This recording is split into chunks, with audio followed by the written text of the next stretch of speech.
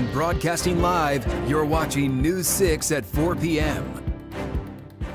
Good afternoon. The heat is building across Central Florida right now with those afternoon storms popping up. Meteorologist Jonathan Kagas has been tracking those for us as we continue to see those showers and storms pop up across Central Florida.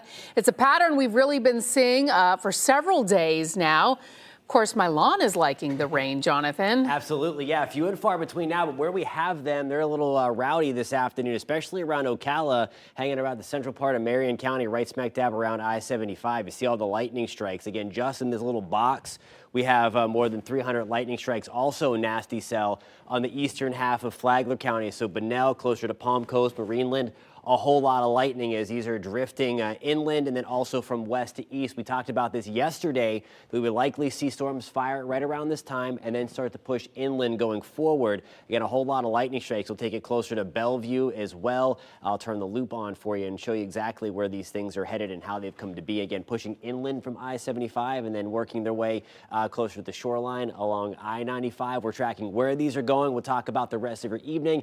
And of course, we'll have the latest on Tropical Storm Erin coming up at about 4:17, Lisa. Jonathan, thank you. We are following breaking news right now. There is a big scene in a Brevard County neighborhood where a crane fell onto a house. Now, this happened in Merritt Island at the intersection of Mackerel Avenue and Creval. That is south of State Road 528. News 6 anchor Eric Von Enken joins us now live from that scene. Eric, what's the latest? Lisa, as you describe, a big mess. That is the crane behind me, all 8 wheels of it. Look at this on its side. I just talked to a manager for the owner of this, the crane company based in Orlando. They've been doing this a long time, about 10 years. They say the crane operator, about 20 years, as evidenced by, look, so you see the jack stands. So these are put down, deployed for stability. But what happened is the crane operator, when he did that, he put the jacks down. He didn't know, apparently, you see all the sand here? He didn't know that there was a water line underneath the ground here, underneath the street. Apparently they called to check for the location services, but it didn't turn up the line.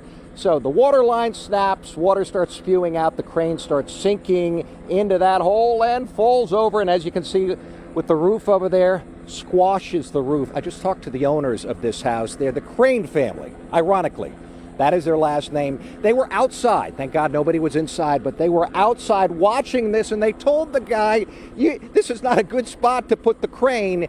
But probably if that water line had not been underground, this would have been a successful utility pole installation. Much more on this story when I see you again in about an hour or so. But the good news, everybody's okay. They're going to try and get the crane upright now in Merritt Island.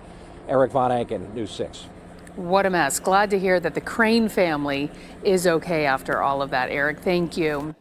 And we are following more breaking news this afternoon. In an exclusive interview with News 6, Osceola County's new sheriff says he is expecting additional arrests of employees at the sheriff's office. Now, 2 weeks ago, 2 employees were brought up on charges in separate cases related to misuse of a computer system. One of them was a deputy. This all comes as the former sheriff, Marcos Lopez, remains suspended and facing criminal charges in an unrelated gambling case. Your Osceola County community correspondent Laverne McGee spoke one-on-one with Sheriff Blackman today. Laverne, what did he tell you about all of this? Well, he had a lot to say. He told me that he's dedicated to cleaning house and making sure the office and the community is safe. It's been very intense for the last 10 weeks. To go through this place with a fine-tooth comb. 10 weeks ago was when Osceola County Sheriff Chris Blackman was appointed after former Sheriff Marcos Lopez was removed on racketeering charges. Since then, Blackman says he's been trying to clean up a mess, and that meant 2 of his employees, including a deputy, were arrested just 2 weeks ago. What is the follow-up to that? And do you see any more changes like that coming? We're digging. I had the internal affairs section go through everything for the last 4 years and 5 months, which was under the Lopez administration, and had them brief me out on every case that they thought I needed to know about. And they brought me a stack, and we went over the cases that through. Some stuff is already over with, but it's stuff that I need to know that occurred here before. So we have that. We've looked at that. There's some additional stuff from there that we've discovered since then that we're going to make some more charges on some more people. Would those people be deputies? Could be. Could be civilians. I don't want to go into that, but yes. And several audits are underway. You know, the financial audit's underway. We've got that going. We've got a evidence property audit that's underway to make sure the 200,000 pieces of evidence we have on hand are all here. We've already done a cursory check, spot check, and they're here. But FDLE is assisting us with that and looking forward to the results of all those, and so we can give more answers to the public. Aside from cleaning house, there are positions to fill. The office currently has 42 vacancies. I think now, looking forward, we're actually going to get back to being a law enforcement agency, and I can stop policing the police. Meanwhile, there have been hearings on the Lopez case this week, and they are expected to continue this month. Back to you. Laverne McGee reporting in our newsroom. Thank you. Florida is getting a bear hunt. After months of protests and hours of debate, the Florida Fish and Wildlife Conservation Commission voted unanimously to bring back the hunt. News 6 anchor Matt Austin explains the lingering controversy around how the hunt will be carried out. A divided room. I feel like we need to learn how to live with what we have and take care of it. Those opposed to the hunt mostly in black T-shirts, while those in favor in vivid orange. I appreciate y'all, appreciate the time, and, support the bear hunt. Each side took the microphone to make its case. People say our yards, but bears were here on this land first and driven out due to overgrowth in human population and development. Bear population has rebounded to levels that can sustainably support a regulated hunt. That population was at 3,500 when Florida carried out its last hunt in 2015. Today, the bear population is estimated to be closer to 4,000. On Wednesday, a unanimous Fish and Wildlife Commission voted to allow a 23-day hunt to take place in December, with the commission capping the hunt at 187 bears, far fewer than the 298 that were killed in just 2 days back in 2015. But the hunt itself wasn't the only point of contention. How the bears will be hunted was also up for debate. We ask you to please bring back traditional hunting with hounds for bears, and I support the bear hunt. I care a lot about Florida's black bears, and I don't think we should hunt them. But if we have to, it should be done in the most humane way possible. That means no arrows and no dogs. In the end, the commission signed off on bow hunting, but held off on the use of dogs for now, with the commission approving dogs in 2027 if there's another hunt. Now, opponents of the hunt have indicated they will challenge the decision in court under the plan approved today. The state will be divided into 4 hunting areas, with Central Florida limited to 18 bears in its 12-county area. The Volusia County Sheriff's Office and state attorney are bringing charges following a dog attack that killed an 8-year-old boy in DeLand. Deputies say 2 dogs got loose from their property and killed Michael Millett back in January. One of the dog's owners will now face a second-degree misdemeanor charge. Your Volusia County community correspondent Molly Reed has been following this case for us. Molly? Yeah, out of the 2 dogs and 2 separate owners, prosecutors say based on what they were able to find, only one of the owners can be charged. Now, Michael Millett's family did not want to go on camera today, but we're told that they feel this low of a charge, a second-degree misdemeanor charge, feels like a bit of a slap in the face. The state attorney and the Volusia sheriff today saying their hands were essentially tied. This was the most they could do under the state law. We knew going in here that the odds were against ever seeing a felony charge. Under Florida law, the way it currently stands, there's only one charge that we can file, and it is a charge involving the Dangerous Dog Act. The dog's owner, Amanda Franco, will now face the second-degree misdemeanor, a charge punishable by up to 60 days in jail or 6 months of supervision. And unfortunately, that research led us to where we are today, that there just aren't laws on the book in Florida, and there are no court case law interpreting the current laws on the books in Florida that allow for a different charge. Volusia deputies say 8-year-old Michael Millett was mauled by the 2 dogs back in January while riding his bike in a neighborhood near DeLand. The dogs got loose from a nearby property. They were euthanized shortly after the attack. Although neighbors after the fact told deputies they had seen the dogs loose before this attack, no one had contacted animal control about them. If you experience an interaction with a dog that is out in your neighborhood and that appears to be dangerous to you or your children, you need to call law enforcement. State Attorney Will Shiner says a history of issues with the dog would have been needed under current state law to increase the penalty against Franco. State law was recently amended under the Pam Rock Act to heighten penalties against owners of dangerous dogs, and the Millette family actually went to Tallahassee to advocate for that.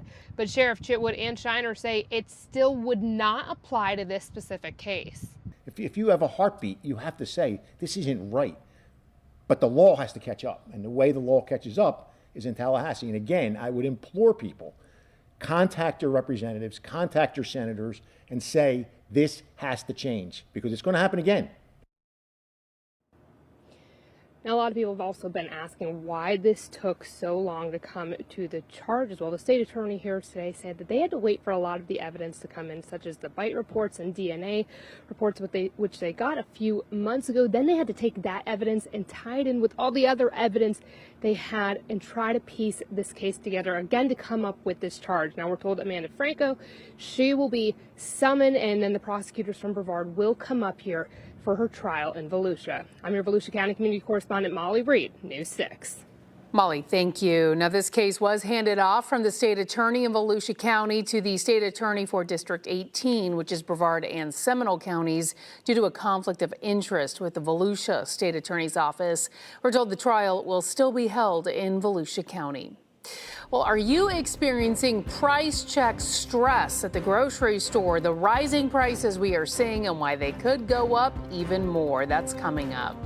And we are hearing from an expert on how students and parents can navigate that next chapter in life. We're talking about college. That's coming up. News 6 Insider is sponsored by Orange County Library System.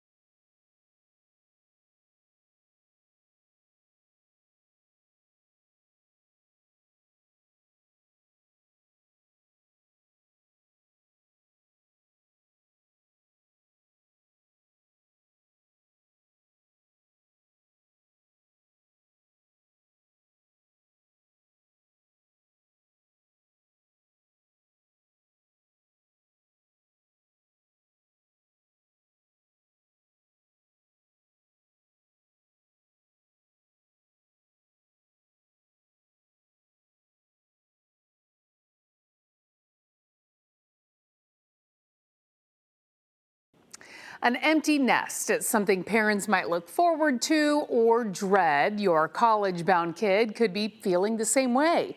News 6 anchor Julie Broughton spoke with an expert on how to navigate this next chapter. Sending a student off to college is a moment filled with pride, but it no doubt comes with mixed emotions. Just know that the life transition is also happening to the parent too. And so the parent may be experiencing their own anxiety, their own stressors about trusting their child to be away from home and make those choices for themselves. I encourage the parent, come to counseling. We can certainly help you with those coping mechanisms. Elena Saldamondo is the director of Ellie Mental Health in Avalon Park. She said while parents navigate their own emotions, it's important to check in and encourage your child as they adjust to college life. Some tips, before counseling can include talking with friends, encouraging their child to socialize, to meet friends, talk with their roommates, maybe talk with the people on their floor if they're in a dorm. It could include joining a club, something that is just maybe out of the ordinary for them, getting out of their comfort zone. For students, success in college goes far beyond the classroom. I chatted with Dr. James T. Hamilton via Zoom. He wrote, "You got in, now what? 100 insights to finding your best life in college." My goal was to give people 100 sentences. Each of those sentences is illustrated by a 300-word essay. And my hope is really that if 4 or 5 of those sentences stick with you, that can have an impact on how you navigate college and beyond. Hamilton includes insights like never miss an opportunity to be fabulous and don't live another script. I think it's really important to remember that college is about academics, but it's also learning how to navigate life. And that can often be an extra course that you should really pay attention to. Julie Broughton, News 6. And Dr. Hamilton shared more of his insights on how to thrive both in and out of the classroom. You can watch that full interview right now at clickorlando.com. All right, we want to switch gears now and talk about the weather and specifically what's happening on the radar right now, because you are tracking a lot of activity. Lots of lightning with a couple of different cells, Lisa, in Marion County, parts of Sumter County, and then also in Flagler, Volusia County. Look at this. We have the storms trying to pop their way and work their way towards the I-95 corridor, drifting a little bit back to the north and east. So again, Marineland, we've been dealing with some of the lightning strikes, same for us in the Palm Coast. That's going to continue to slide toward us. I think the heaviest rain right now should stay north of Palm Coast. We also have this guy just down I-95 past DuPont. This one's drifting a little bit further to the south and east, so Ormond Beach heads up, Daytona Beach. I want you to stay off the beaches because we do have lightning getting very, very close now to the Atlantic Ocean. And again, we could have some of these lightning strikes all the way from about Daytona Beach through Holly Hill, Ormond Beach even, as we are watching that cell kind of drift back a little bit into the south and to the east. So I'm watching that for you guys along the coast tonight on Volusia County. Then also these storms here. And again, you can always track these storms alongside me. Download the free News 6 weather app. There's also lightning detection. If you're planning on heading out again, it's going to let you know if there's lightning within the area. And then also to the east of I-75, these are pushing back to the east. So Bellevue, we have a downpour, a couple of rumbles of thunder with that one as that pushes to the east. Rest of the evening, again, same kind of deal. These are going to converge onto the I-4 corridor. That's 7 to 8 o'clock tonight. Also watching for 3 more scattered thunderstorms hanging around the Florida Turnpike in Osceola County this evening. That's going to be 9 to 10 o'clock. Could have a few thunderstorms linger late into the evening. There's 6 o'clock on your Thursday morning. Wouldn't be surprised if we do have a few stray downpours to start your morning along I-75. We're shifting the pattern a little bit, and the wind direction is going to be coming in off the Gulf, so that's going to help to blow these thunderstorms tomorrow from west to east, with little resistance again coming back from the east coast sea breeze. There you go, Thursday at 8 o'clock. Scattered thunderstorms pushing to the east. Here's a lot. It was pretty cool. Birds are flying everywhere. There's a live look at Daytona Beach. Just a few of those high wispy clouds out there. Otherwise nice and quiet. We do have the thunderstorms nearby though. Those are pushing down. The sky cam was the other direction. You would see the darker clouds, the breeze out of the east at about 10 to 15 miles an hour. We're at 94 in Orlando, toasty 93 in Kissimmee. Now here's a look at tomorrow. Your forecast is sponsored by Renewal by Andersen. Temperatures back to the mid-90s tomorrow afternoon, a couple of notches above where we should be. Rain chances at 40%. Latest on Tropical Storm Erin. It is still a tropical storm tonight, although you'll see some of the brighter colors starting to pop. Maybe it's trying to find a more favorable environment, at least to get some thunderstorms going. Still, though, a marginal tropical storm and likely will be for a little while longer. Waiting for the 5 o'clock advisory from the National Hurricane Center. And there has not been much, if any, change in the official forecast, and everything still continues to show a bend away from Florida. All of the data that I've been looking over would suggest nothing is coming to Florida here. And you see again, the National Hurricane Center official forecast reflects the bend starting to happen, likely going to try to shoot the gap between the United States and Bermuda. We're going to go a little more in depth coming up at about 4:47. So we'll get in a little bit more on the steering currents of Erin. 40% shot for storms Thursday and Friday. We're keeping things in the mid-90s through the weekend, Lisa. All right, Jonathan, thank you. Seems like the grocery bill is just getting higher and higher. Parmesan cheese, it was $12.99 and now it's $16.99.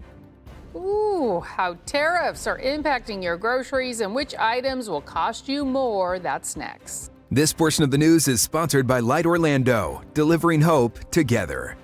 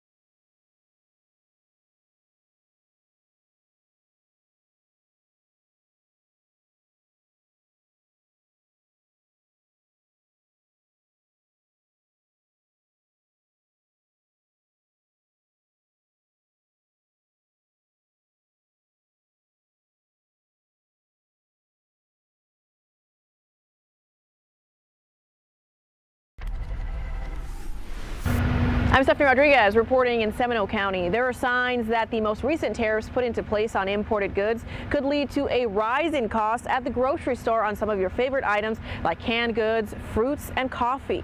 Okay, and I can tell you the prices have gone up. Gail Kent tells me she's noticed a steep increase at checkout. I just got Parmesan cheese. It was $12.99 and now it's $16.99. And she's not the only one seeing the rise, as the high cost of groceries is straining many people's wallets. A recent poll shows 53% of Americans say grocery costs were a, quote, major stress. Well, I think it's really sad for people who really can't afford it. And it could continue to impact consumers, as economists warn the latest round of tariffs might drive up prices even further. Some imports coming from Brazil will now face a 50% tariff, which means we'll likely see some coffee, sugarcane, and meat go up in price. Obviously, it's noticeable on the price difference, but it's kind of hard to say where everything's increasing.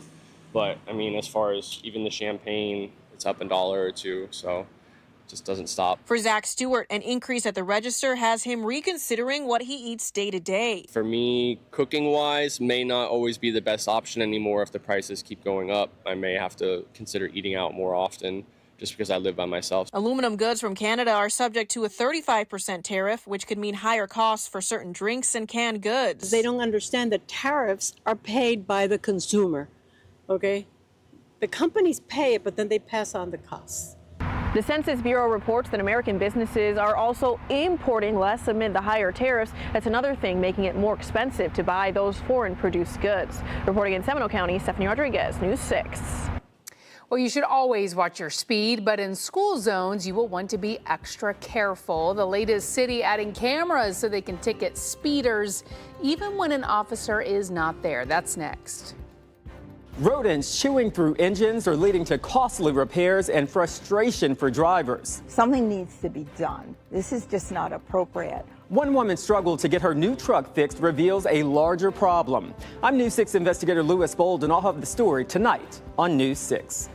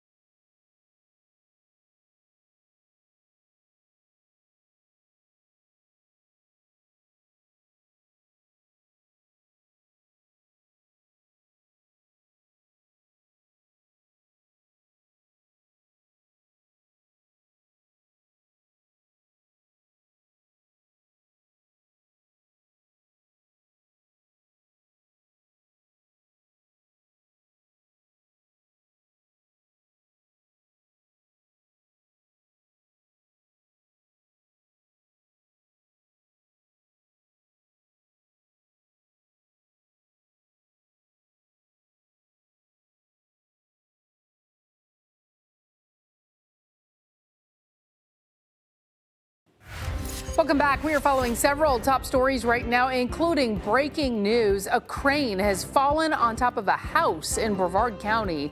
This happened in Merritt Island at the intersection of Mackerel Avenue and Creval, south of State Road 528. Thankfully, no one was inside the home and no one was hurt. Also breaking, in an exclusive interview with News 6, Osceola County's new sheriff told us he expects additional arrests among people inside the sheriff's office. 2 weeks ago, 2 employees were brought up on charges in unrelated cases for misuse of a computer system. One was a deputy. Now, this all comes as the former sheriff, Marcos Lopez, remains suspended and facing criminal charges in an unrelated gambling case. Florida's bear hunt is coming back after months of protests and hours of debate. The Florida Fish and Wildlife Conservation Commission voted unanimously to bring it back. The hunt will last for 23 days in December. Rodents chewing through engine parts and leading to costly repairs and frustrated drivers. That happened to one woman, and it's revealing a larger problem: warranty limitations and insurance hurdles. News 6 investigator Louis Bolden uncovers what you need to know to protect your car and your wallet. And this has to be maintained all the time. It's hideous. New truck, all this mess in it. It's now a daily routine for Christine Moss, spraying rodent repellent under the hood of her 2023 Ford F-150, along with rat poison and mothballs. The mothballs are down beside the battery. After she says rodents chewed through her wiring and almost everything under the hood. We had fuel pump, we had all our pumps, all our filters, everything was eaten through. She says when she started the vehicle, she immediately knew there was a problem. Heard this bang, bang, bang, and the car was stuttering like it didn't want to go. So the air went off, all the systems started going down, dashboard lit up. Under warranty, Christine thought the dealership would handle it, but she was told rodent damage isn't covered. She says what followed was weeks of frustration between the dealership and her insurance company, leaving her without a vehicle for a month. Something needs to be done. This is just not appropriate. All these new vehicles have this wiring. The wiring in many newer vehicles is made with soy-based materials that some believe attract rodents. It's cheaper and environmentally friendly, but it can also be a magnet for damage. The total cost for Moss's repairs, more than $6,000. Insurance eventually covered it, but she still had to pay her $1,000 deductible. That's not okay. Moss isn't alone. News 6 has learned in the past both Toyota and Honda were hit with class action lawsuits due to masses of angry customers who had to pay for rodent repairs. But the lawsuits were eventually dismissed, some because it couldn't be proven the soy is what was attracting the animals. The car makers still use the wiring. Well, the soy itself is what attracts them, and they can pick up the scent. Steve Alfieri is the general manager at Russell Automotive in Apopka. And there's many times we've opened hoods and found actual living animals under the hood, but with babies in the nest. He says any vehicle parked outside for an extended period of time is susceptible to animals getting under the hood, whether you have soy wiring or not. They don't necessarily go after the wires. They go after the hard plastics. They eat the hood insulation down to make nests. Alfieri showed us an example of bite marks on insulation under the hood. Meantime, owners like Moss are left to fight for coverage while protecting their vehicles. It's an added expense, and it's up to me, the vehicle owner, to protect myself. Especially if you park outside, be aware rodent damage is real and costly. Check your vehicle regularly and talk to your insurance about coverage options. I'm Louis Bolden, News 6.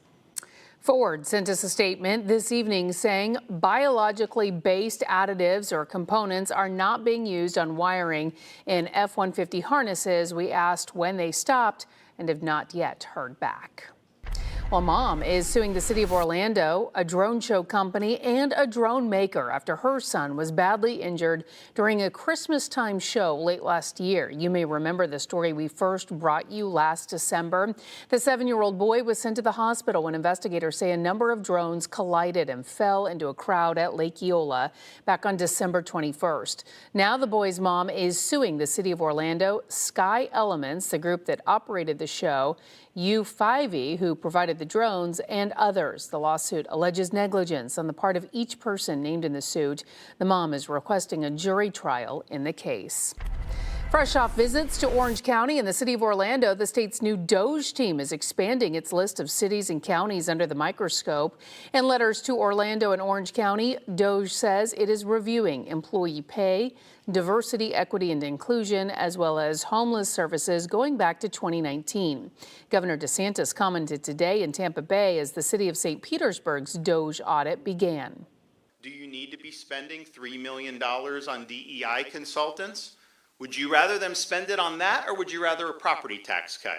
Do you want them spending on some of the things that they're, and so we've been able, I think the Blaze leading it has been able to show, that there's a lot of different things. And I think there's going to be more and more to come.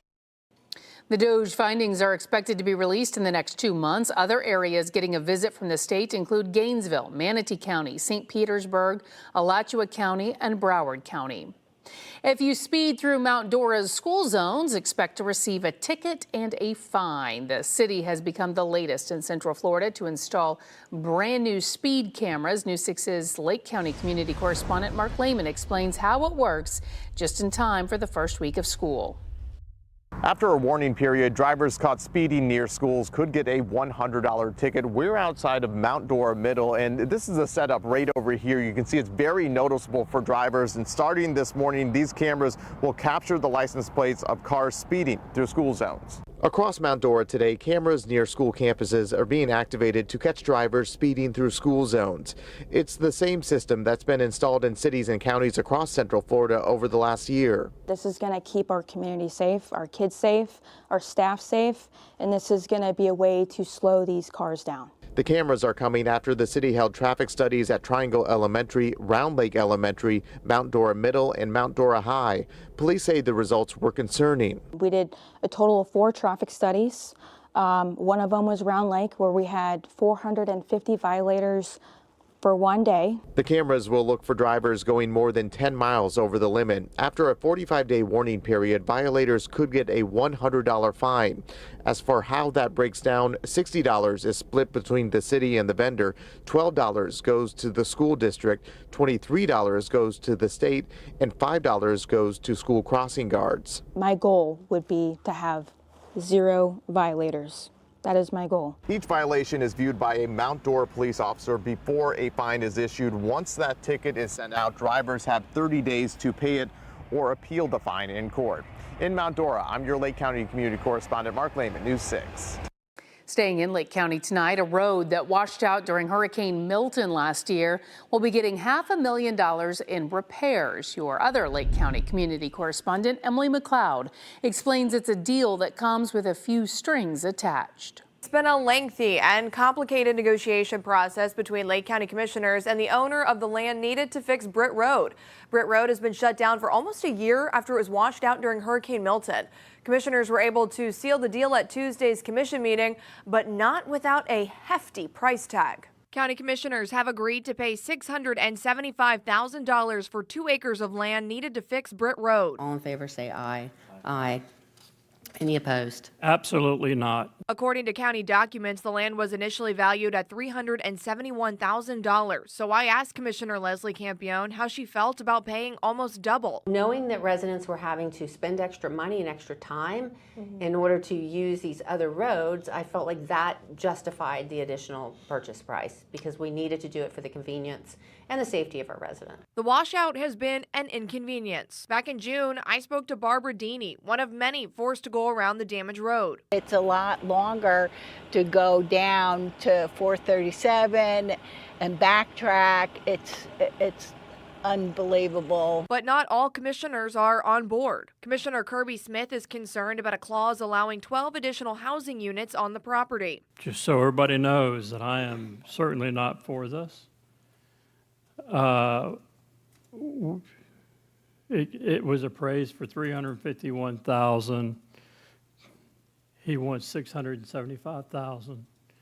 But that's not all. Campione understands Smith's concerns, but says they should not kill the deal. It's not like turning it into a high-density project. As a result of this, he would just be entitled to 12 additional units at some time in the future if that property ever does get developed adjacent to this land. The commission voted 4-1 to approve the deal. Campione says right now the land itself is not under any sort of contract with the developer.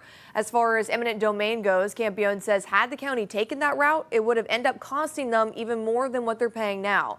Campione says the next steps in the project include engineering and permitting. Reporting in the newsroom, I'm your Lake County community correspondent, Emily McLeod, News 6. There's a new food hall in Ivanhoe Village. It just opened a few months ago. Last week, News 6 anchor Matt Austin showed us some of the must-haves, but he didn't get to everything. See what else he tried on the I-4 food tour. That's next. I'm watching a nasty thunderstorm in Volusia County. This is a live look in Daytona Beach. The skies are getting darker as the storm gets closer. Also hot off the press, a 5 o'clock advisory from the Hurricane Center a little early. If you're interested in that track for Aaron, we'll have that for you coming up at about 4:47. And before we head to break, we have an all-new primetime schedule on News 6 Plus to tell you about. We have a new take on the day's news on News 6 tonight. That's at 9. Go in-depth as we track the tropics and answer your weather questions at 9:30. Then watch the late news an hour earlier. It's all tonight on News 6 Plus. And you can download our streaming app for free. Just search WKMG in your smart TV's app store. It's also available on Roku, Apple TV, and Fire TV.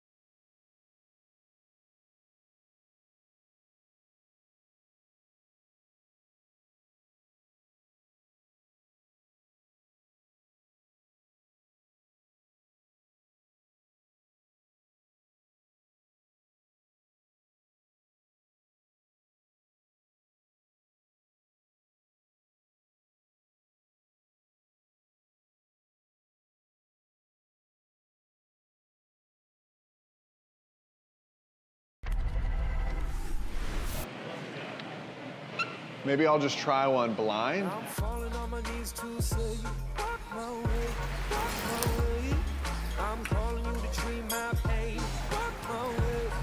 Chasing my food. Last week at the food hall, I tried a triple burger and a delicious egg sandwich. This week, let's give me some blessed belly and tanto pasta. But before we get to that food, let's check out some RVs from our sponsor, Giant Recreation World. We're gonna go to the Birria Quesadilla.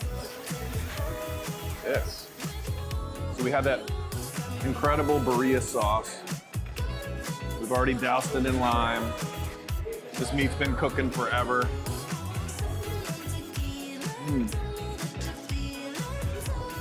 Okay.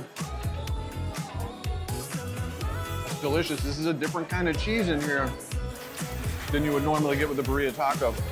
Oh, look at that. Look at this. Come on, dude. Come on. What are we doing here? Give it a little dipper. Get up close to that guy.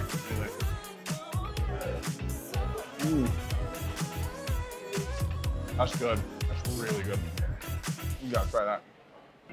Let's just finish it off with some pasta, huh? Anybody else a sucker for pesto? I am. So we're gonna get a little bit of that burrata. Burrata is kind of like an egg. You almost crack it open and the good stuff comes out. A little tomato. Oh, I feel like I just got kicked in the face with flavor. That's delicious. Let me get more of that. Look at this. This is fresh burrata.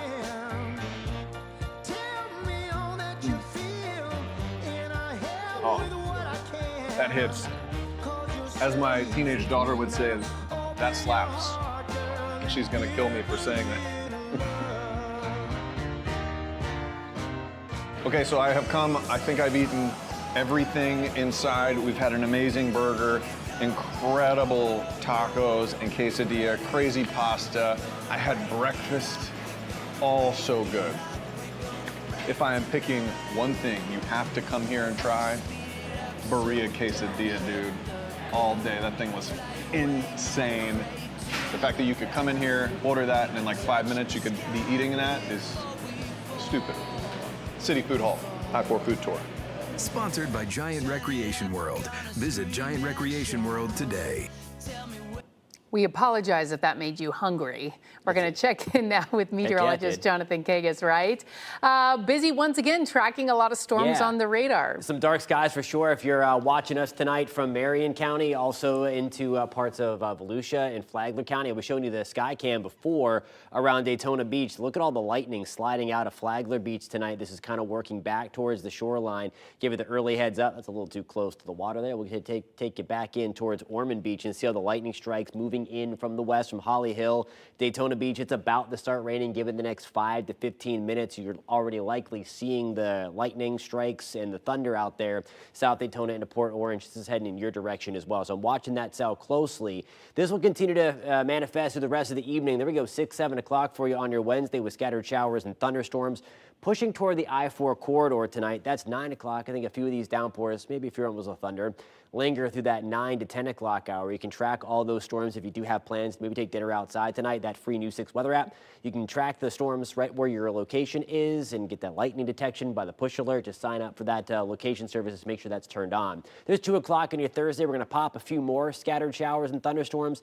Notice the change, though. A little bit of a directional change in the thunderstorms are going to start toward I-75. And then tomorrow, they push back towards the Atlantic with no kind of resistance from the East Coast sea breeze to force things back inlet, it looks like. That's 7 to 8 o'clock on your Thursday evening tomorrow, with things kind of hanging out closer to the I-95 corridor. Now here's a look at tomorrow. Your forecast is sponsored by Ramjack. Temperatures back to the mid-90s, rain chances at 40%. Latest on air in the 5 o'clock advisory has just come out. Winds now up to 50 miles an hour, pressure down 3 millibars. When the pressure drops, the storm gets stronger. We were talking about this about 15, 20 minutes ago, that we were also noticing the flare-up of thunderstorms closer to the center there. So this is likely the start of its intensification process. So that's going to go into a lot on where this thing is headed over the next couple of days. The latest track, really not much has changed here. And again, we're going to be watching for things to get close to the Northeast Caribbean. And then there we go. Now we're within that 5-day range where you start to see the bend. Of course, here is the state of Florida. There is the bend, and even if it's running on the south side of this track, that curve has already begun. Now, interests in the Carolinas are certainly still in the realm of possibilities, but I just do think that this is going to lift and then bend away from Florida. Be cautious what you see out there. If you see things like braking, that this track has shifted to the west. It hasn't really moved at all. And again, until we get Hurricane Hunter data in there, paying attention to these shifts, again, are going to be something that you don't want to really watch at this point of the game because the data is still scarce. Again, that escape route is still open. We're going to talk much more about the steering coming up at about 5 o'clock. Temperatures into the mid-90s on Friday, staying around 96 degrees on Saturday. 40% shot for storms to start your weekend, Lisa. Jonathan, thank you. Now to a flesh-eating bacteria warning. It is spreading in warm waters along Florida's Gulf Coast. The signs to watch out for and how hurricane season can make the problem worse. That's next.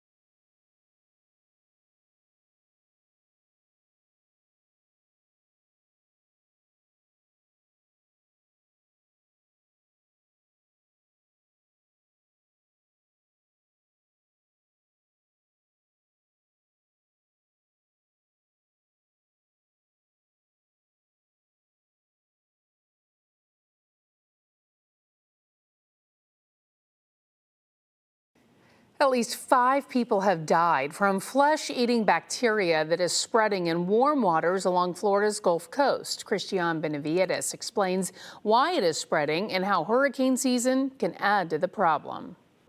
Lifelong Florida boat captain George Biliris, a third-generation sponge fisherman, says he is lucky to be alive. Vibrio vulnificus, the so-called flesh-eating bacteria lurking in warm ocean waters, like those along Florida's Gulf Coast, nearly killed him. Well, I started to get chills. I started to get feverish. My leg was swelling. It was burning. Biliris was fishing with his grandson back in July 2019. The two were wading in the water when he contracted the bacteria, Vibrio vulnificus, from a cut he had in his back leg. Did you have a large cut? I mean, was this like an open wound? What did you have? No, actually, the only thing I had on this leg was just a little tiny scab. His leg was at risk of being amputated. At the hospital, doctors used a marker to track the spread of the bacteria. After 3 weeks of treatment, the infection subsided. According to the CDC, about 1 in 5 people with the bacteria die. Hurricanes like the ones that tore through this region last year can increase the risk of contracting the bacteria. Last year, most cases in Florida were reported here in Pinellas County. Research shows the ocean's water temperature is rising due to climate change, leading to more frequent and severe storms. They're exposed to the water for a long time potentially. They're going through debris. They get scratches, they get cuts. Microbiologist Valerie Harwood says because Vibrio vulnificus thrives in warmer waters, it also means more infections in places that haven't experienced them before, as water temperatures rise in those regions. With warming waters, we are seeing Vibrio vulnificus cases further north and up the Atlantic coast. In recent years, cases have been reported in the Carolinas, Connecticut, and New York. This year, there have been 17 cases in Louisiana, 16 in Florida, and 7 in North Carolina alone. Florida has reported 5 deaths, the most of any state. The bacteria can also spread through uncooked seafood, mainly oysters. Back to Balearis, who is more cautious in the water, but still sails his family's boat nearly every day. Hopes others will recognize the symptoms. A lot of people have waited because they didn't know. Earlier treatment could mean the difference between life and death. Christian Benavides, CBS News, Tarpon Springs, Florida. News 6 at 5 is up next. Anchor Matt Austin is in the newsroom with what's ahead. Matt. We're following some breaking news out of Brevard County after a crane falls on a home. We have a crew there now. What we're learning from the scene is crews clean up the damage there. Plus, if your home had mold, could you rely on your insurance to take care of it? The warning about how some insurance companies go about mold remediation that could just leave you with even more of a headache. Your forecast is only minutes away. Don't forget you can stream all of our newscasts and live cameras like this gloomy look at Daytona Beach. Those are free anytime on News 6 Plus. We'll be back in just a minute.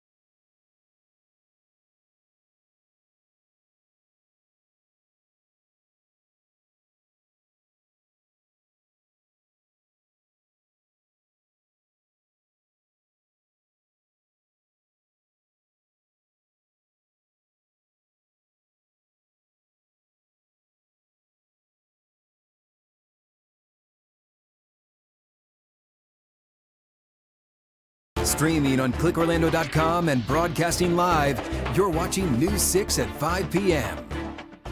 We begin tonight at 5 with our breaking news coverage in Brevard County where a crane fell onto a house. Our Eric Von Enken is on the scene. And Eric, you have uncovered new information about what went wrong in this case. Yeah, so Lisa, we are waiting along with the rest of the neighborhood right now for them to right this downed crane because, well, the water line that caused this issue in the first place that was severed has now cut water off to the entire neighborhood. So everybody would very much like their water turned back on. What happened is they brought out the location services. In fact, you see all the sand here. They found the underground lines, but not the water line. They set up the crane, and then as the boom goes up, all of that weight from the crane squashed the water line. It blew the sand out, went right down into a hole, and the thing fell over. We sent the drone up. This boom, it's got to be a couple hundred feet long at least. In fact, it goes across this entire corner here of this block in Merritt Island. The roof is broken, but inside, we talked to the homeowner, ironically named Jim Crane. He says that a lot of the trusses, the beams, are snapped. He's worried that he can't live here. He was outside watching it on the sidewalk. So what they were trying to do was fit a utility pole in between two houses, so they had to go over somebody's house. But he said, don't go over mine because the boom is too far of a run once you extend the entire crane, the boom on the crane. They did it. He watched it fall over. He was not home, as I said, at the time. His wife not home, but their little chihuahua was. So he was able to run inside. The dog was okay. He brought the dog out. Everybody around here is okay. They are just really unhappy about how this has left their neighborhood and in particular their house, as you might imagine. They're highly upset. They've been here for a very long time. As for the crane company, they say they've been doing this for a long time. They say the guy knew what he was doing. They say it wasn't his fault that that underground water line was not discovered. We will continue to work to get more information for you, but for now, live in Merritt Island, Eric Von Enken, News 6. Glad to hear the cranes were not inside when that crane came down today. Eric, thank you. New at 5 now, a man is accused of leaving nude photos of a woman all over a local Publix. Police say he printed and placed the pictures of the woman inside the grocery store because of a custody dispute. Brevard County community correspondent James Barbero tells us what happened in Satellite Beach. The police say that these pictures were everywhere in the store. From shopping carts, like the seats where the kids sit, to the bathroom, and a display aisle outside the store. So have you heard about when the police say a man went into the store and he put naked pictures of a woman he's having a custody battle with just about everywhere? This happened here? What? According to the police, yes. No way. They're just people going crazy or what? I understand trouble, but going to that extent is unbelievable. I tried calling Chris Stamen, and since he's out on bond, I knocked on a couple of doors, but I didn't have any luck connecting with him for his side of the story. When he was in jail, during his first appearance, Christopher Stamen, an attorney raised her concerns about the allegations. The state is also concerned that these photos were placed on the child seating areas of the shopping carts. Sexual cyber harassment, or the revenge porn law in Florida, can put someone in jail for a year if prosecutors can prove the suspect meant to cause the victim emotional distress. What I found interesting in Stamen's report, he's never actually seen putting the pictures in all those places the police accuse him of. Although the actual placement of the images was not captured on video, the defendant's conduct, timeline, and location strongly support his involvement. So what do you think should happen to this person if this is true?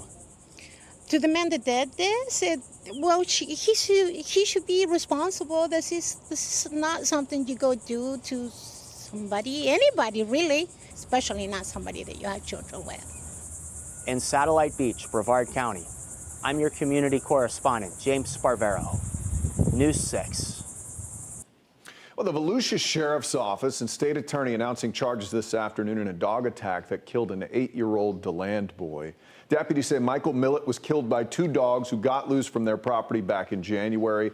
The state attorney announcing today one of the dog's owners will only face a second-degree misdemeanor charge. News 6's Volusia County community correspondent Molly Reed has been following the case. Yeah, out of the 2 dogs and 2 separate owners, prosecutors say based on what they were able to find, only one of the owners can be charged. Now, Michael Millett's family did not want to go on camera today, but we're told that they feel this low of a charge, a second-degree misdemeanor charge, feels like a bit of a slap in the face. The state attorney and the Volusia sheriff today saying their hands were essentially tied. This was the most they could do under the state law. We knew going in here that the odds were against ever seeing a felony charge. Under Florida law, the way it currently stands, there's only one charge that we can file, and it is a charge involving the Dangerous Dog Act. The dog's owner, Amanda Franco, will now face the second-degree misdemeanor, a charge punishable by up to 60 days in jail or 6 months of supervision. And unfortunately, that research led us to where we are today, that there just aren't laws on the book in Florida, and there are no court case law interpreting the current laws on the books in Florida that allow for a different charge. Volusia deputies say 8-year-old Michael Millett was mauled by the 2 dogs back in January while riding his bike in a neighborhood near DeLand. The dogs got loose from a nearby property. They were euthanized shortly after the attack. Although neighbors after the fact told deputies they had seen the dogs loose before this attack, no one had contacted animal control about them.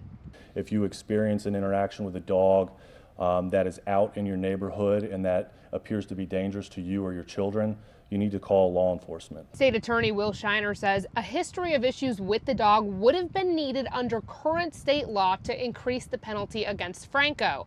State law was recently amended under the Pam Rock Act to heighten penalties against owners of dangerous dogs, and the Millett family actually went to Tallahassee to advocate for that.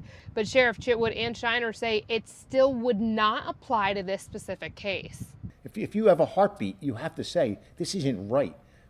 But the law has to catch up, and the way the law catches up is in Tallahassee. And again, I would implore people, contact your representatives, contact your senators, and say this has to change, because it's going to happen again. Now we're told Amanda Franco, she will be summoned, and then the prosecutors from Brevard will come up here for her trial in Volusia. I'm your Volusia County community correspondent Molly Reed, News 6. So this case was handed off from the state attorney in Volusia to the state attorney for District 18. That's Brevard and Seminole counties. There was a conflict of interest with the Volusia State Attorney's Office. We're told the trial will be held in Volusia County, though. All right, we want to check in now with meteorologist Jonathan Kagas, who's been busy the past several hours now, tracking some storms marching across central Florida. Yeah, a couple of beefy ones out there, guys. We're watching more fire up as we speak, especially this one around Daytona Beach. We've also had some rain in and around Ocala, some nasty thunderstorms for us there as well. But watching this guy here just kind of slide in from the west over the Daytona International Speedway right now, heading into the beach. We talked about 15 minutes ago that in 15 minutes we'd see the rain, and there we go. South Daytona, we are dry right now, but certainly those dark skies, the lightning is closing in, and we're watching things fill back closer towards the land down the I-4 corridor and then pushing back to from west to east. So this is an early heads up in Ponce Inlet, Port Orange. We're likely going to see some development around Samsula and then heading in your way over the next 30 minutes to an hour. Here we go with other development around I-4 hanging around Sanford. This is lifting up closer to Lake Helen and Casadega. I'll pinpoint where those are headed coming up at about 5:17. Jonathan, thank you. Florida is getting a bear hunt. After months of protest, hours of debate, the Florida Fish and Wildlife Conservation Commission voted unanimously to bring back the hunt. So here's the breakdown of how it will work. A divided room. I feel like we need to learn how to live with what we have and take care of it. Those opposed to the hunt mostly in black T-shirts, while those in favor in vivid orange. I appreciate y'all, appreciate the time, and, support the bear hunt. Each side took the microphone to make its case.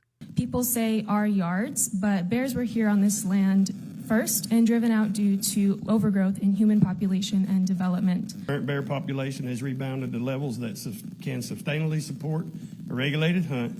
That population was at 3,500 when Florida carried out its last hunt in 2015.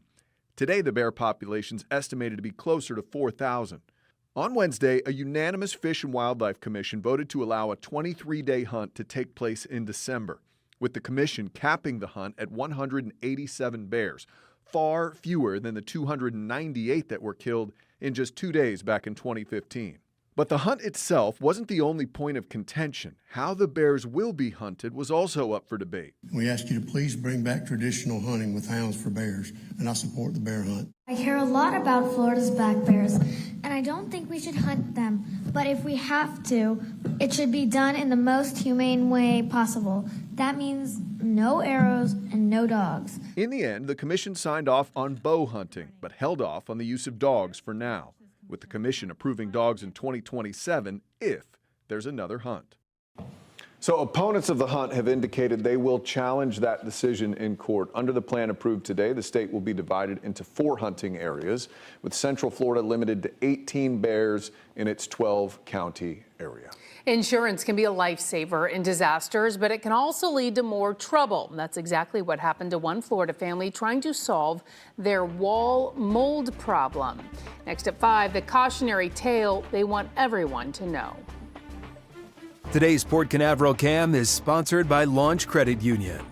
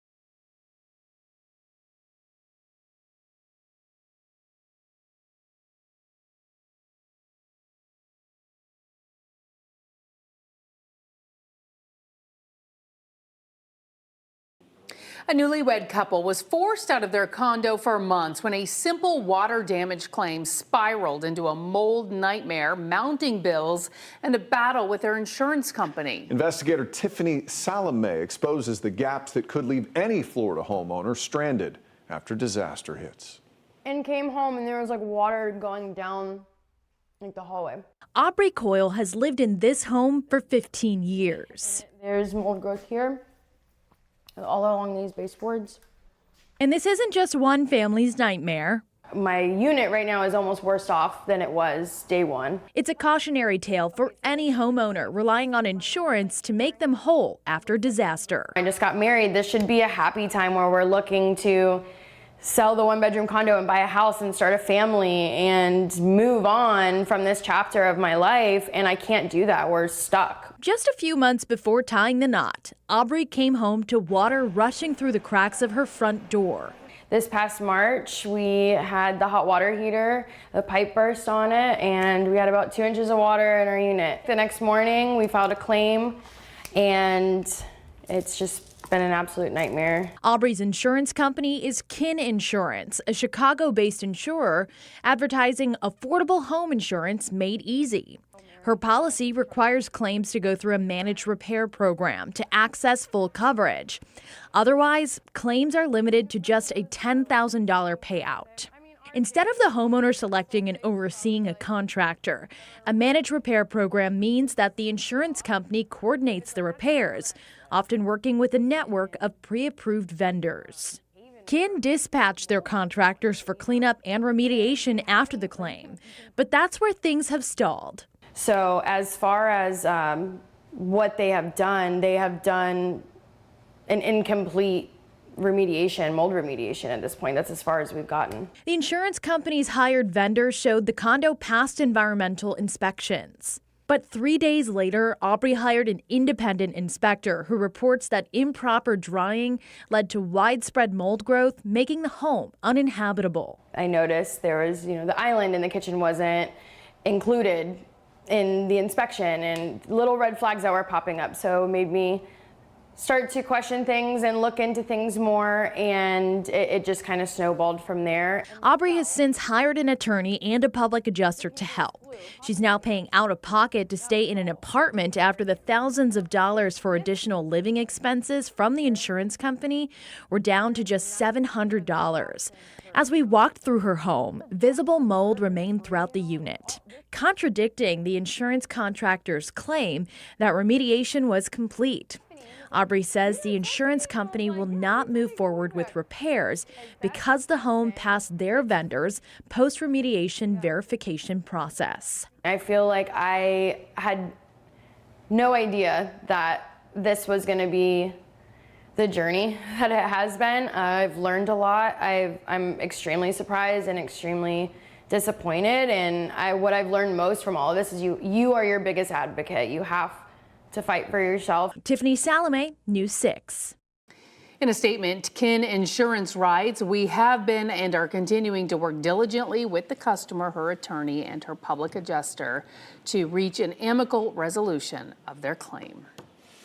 All right, let's get you over to our meteorologist, Jonathan Kegas. He's been watching Tropical Storm Erin very closely. What do you make of this thing, Jonathan? Yeah, I think it's still going to bend away from Florida. We have the latest advisory from the Hurricane Center, so I do want to show you that, of course, the 5 o'clock advisory. We get these new forecasts, official forecasts from the Hurricane Center every 5 o'clock and 11 o'clock a.m. and p.m. So here we go, 50-mile-per-hour tropical storm. It's struggling tonight. As we talked about for the last couple of days, the main development region in between Africa and the Lesser Antilles, it's not that great for development. I mean, that's what we like. We like to keep it nice and hostile for those storms. Once it gets closer to the Northeast Caribbean, though, it does find a much better environment. It's some of the best environment in the entire Atlantic Basin. And you see the strengthening that does take place as it moves away from Puerto Rico and away from the Turks and Caicos. And you see there, now that we're into that 5-day range of the forecast, the official bend there in the cone as it starts to work its way from Florida. Now, there will still be some concern for the eastern seaboard of the United States, likely mainly closer to North Carolina, but still it looks like there's enough weakness in the ridge that I'll show you in just 1 second that should be able to turn this thing away from Florida. It is developing a few more thunderstorms around its center, so this might starting to find the environment that it likes enough to start intensifying a little bit, and then as it does so, it's going to start to move a little bit north like we would like to, and then hopefully get on out of here again. Now, what's steering this thing? We have a big chunk of high pressure back off towards its north and east. You can always track the tropics as well on the News 6 weather app. There's a big tutorial on clickorlando.com. You can dial that up so you can navigate and look at all the spaghetti models and things like that if you're into that stuff. Here is the storm itself. Couple of things. This little dip that's now moved over towards Ireland and the Azores, way off into the Northeast Atlantic. that's the initial thing that weakens the Bermuda High that allows this storm Erin to start lifting to the north a little bit. This is the latest Euro. This is going to get a ton of buzz on social media because what it's doing is it's building back the orange here, that Bermuda High, and that's going to help to nudge it a little bit further to the west, closer to the Carolinas. You do see, though, that it stays offshore from Florida, and then this guy right here, that big dip in the jet stream, helps to finish it off and yank it north of Florida. So again, if there's going to be any concern for the U.S., we've been talking about this, it's going to be closer towards the Carolina coastline. This should stay away from Florida and go up and around the Bermuda High. Of course, I'm always watching it, but we're watching several different things here. These are the ensembles. There's a lot of lines here. It does look like a big plate of spaghetti, but it tells the story here that all 51 members of the European ensemble, and I just want to show you this again to put some mind at ease from some of the things that are out there, that there's been a track shift or these crazy articles that are out there breaking that this track is shifting. It's not. It hasn't moved at all, the national the official forecast, but you see all the Euro ensembles even a little further to the east. Again, different initial conditions put in because we don't have a ton of data. Now that will change starting tomorrow night due to the fact that hurricane hunter flights are going to start flying into this storm. So we are going to get much, much better data from the storm, and it's going to help forecast the end point of what is now Tropical Storm Erin. We also have some local storms at home. Daytona Beach are getting rocked by a lot of thunder and lightning right now. We have more storms in parts of southern Lake County as well. Now here's a look at your forecast. Your forecast is sponsored by Payne Law. Temperatures get back to the mid-90s over the next couple of days. We're keeping that 40% shot for storms. All right, Jonathan, thank you. Well, there are more e-bikes on the streets, leading to more accidents involving them. Still to come, the efforts being made to hold riders legally responsible. Your Wednesday evening traffic alert. This construction's been very consistent overnight, so please make sure you're paying attention. No complete shutdowns, but we've seen the slowdowns because of the lane closures. I'm talking I-4 east and westbound between the Turnpike all the way down towards State Road 528. So please be cautious as you're cruising through that area. I'm Trooper Steve with the News 6 traffic alert. Drive safely, and I'll catch you in the morning. Here's a live look from downtown Orlando. That's our Light Orlando Delivering Hope camera. You're watching News 6 at 5. We'll be right back.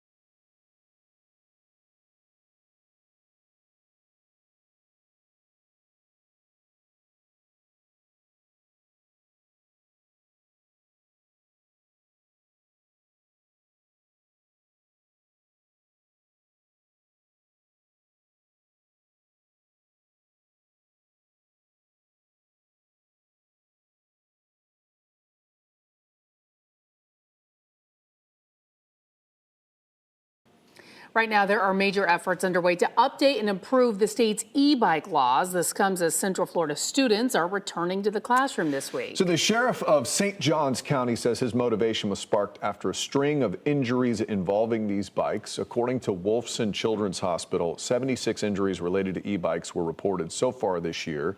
There were only 74 in all of last year. The sheriff says the legislation will clarify e-bike regulations, which currently just fall under bicycle statutes. He has spent the summer educating riders and parents, with some kids even getting tickets. Do you remember this, John? You know, when we actually did the changes to the golf carts.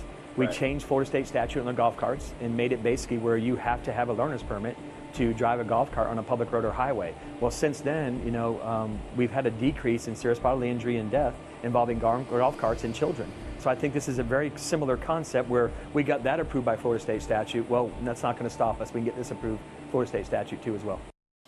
The sheriff's office is also partnering with local county school districts to launch mandatory e-bike safety classes for 6th through 8th graders taught by resource deputies.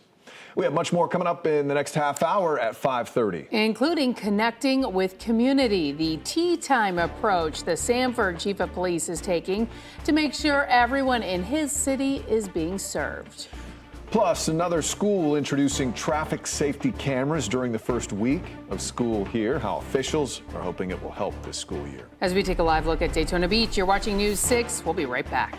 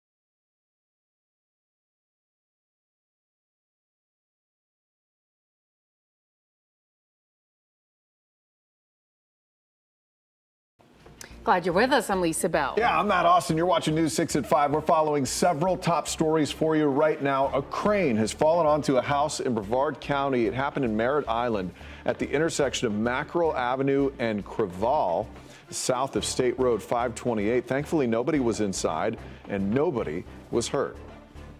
A man is in custody after being accused of revenge porn. Police in Satellite Beach say multiple nude photos of a woman were found all over a Publix. The photos were placed where the public, including kids, could see them. 43-year-old Christopher Stama faces a charge of sexual cyber harassment.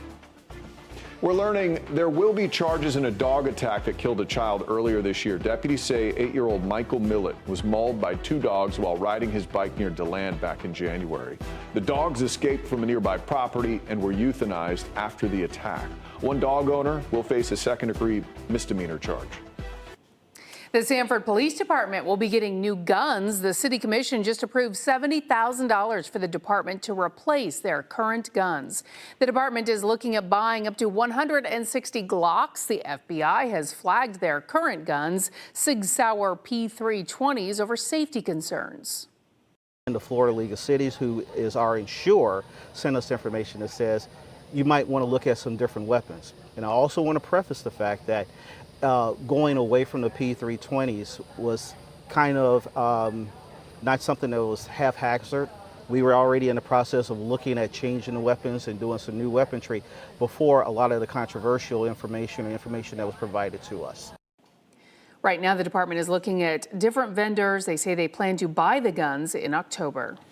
U.S. Senator Ashley Moody visited Orlando today to announce a proposed law that would make it a federal crime to assault first responders. You'll remember that's what happened when Lake County Master Deputy Bradley Link was killed and 2 others were injured last year. They will often find themselves rushing into danger. And many times as they are rushing in, they have folks criticizing them, setting up ways to attack them, encouraging other agitators to attack them. We have to take proactive steps to show we're going to support you, we're going to give you the tools to do your job, put bad guys behind bars, and we're going to protect you and your person so that you can go home safely to your families at night. And to do that, we don't wait to say thank you and act in time of tragedy. Senator Moody is joined by multiple others on this legislation.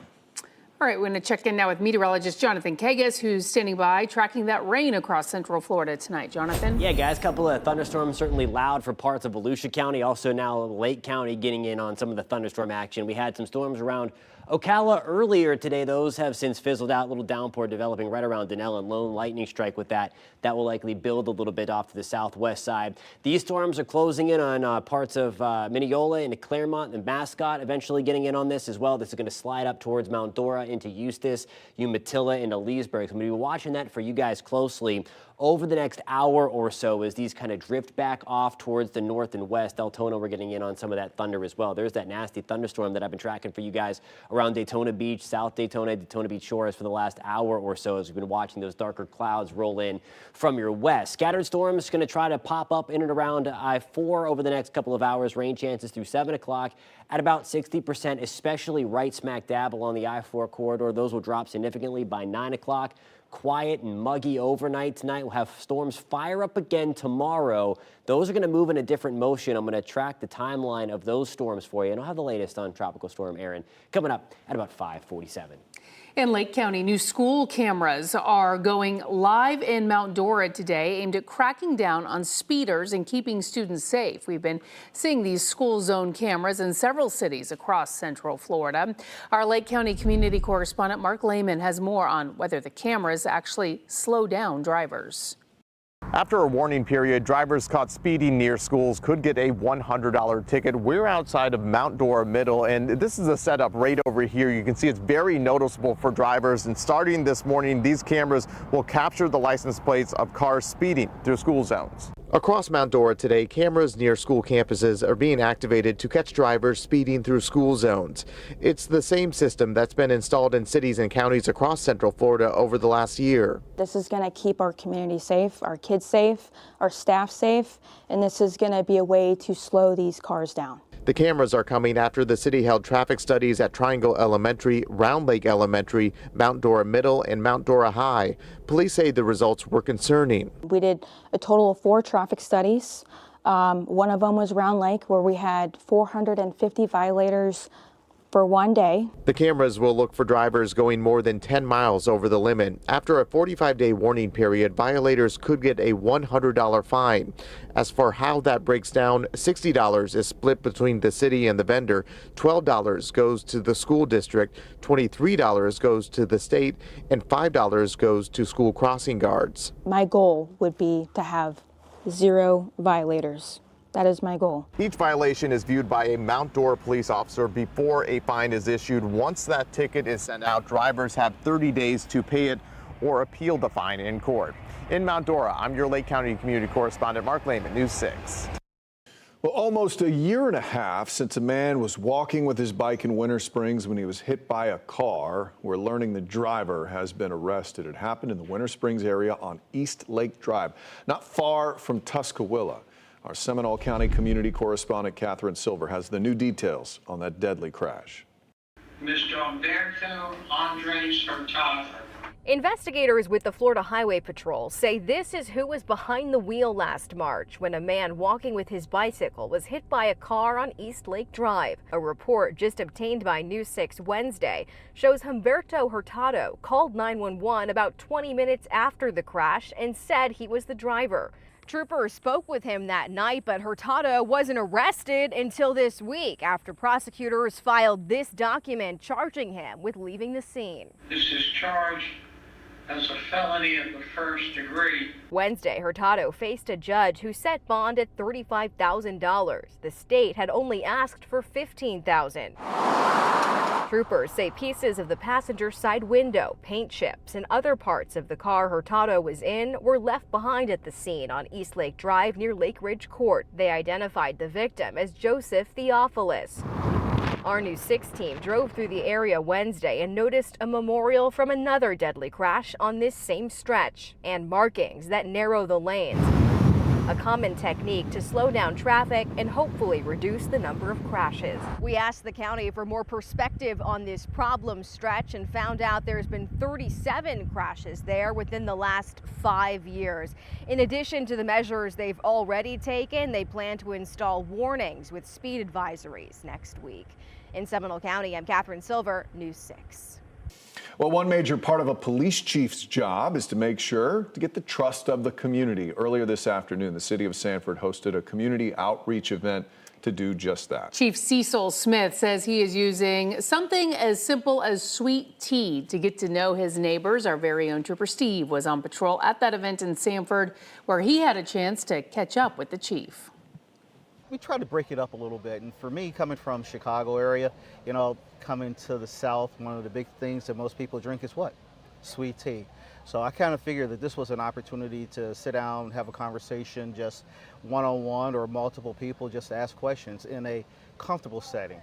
You know, one of the things we always run into is people don't want to talk to the police department, and in some cases, not even the chief, but when you're out in the environment, you have an opportunity to be relaxed and they're relaxed, you tend to come up with some really interesting conversations.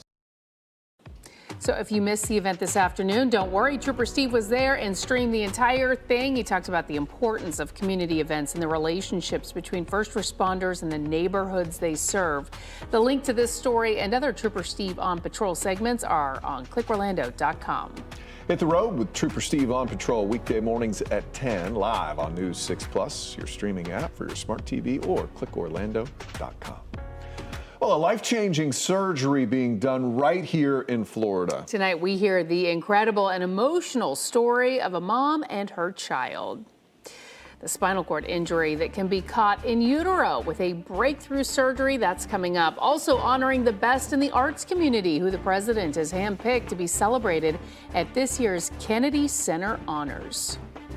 Take a break from those summer reruns. Try out the all-new primetime schedule on News 6 Plus. Ginger and I have a new take on the news on News 6 tonight at 9. Then go in-depth as we track the tropics and answer your questions with meteorologist Jonathan Kagis at 9:30. And then you can watch the late news an hour early. It's all tonight on News 6 Plus. And you can download our streaming app for free. Just search WKMG in your smart TV's app store. It's also available on Roku, Apple TV, and Fire TV.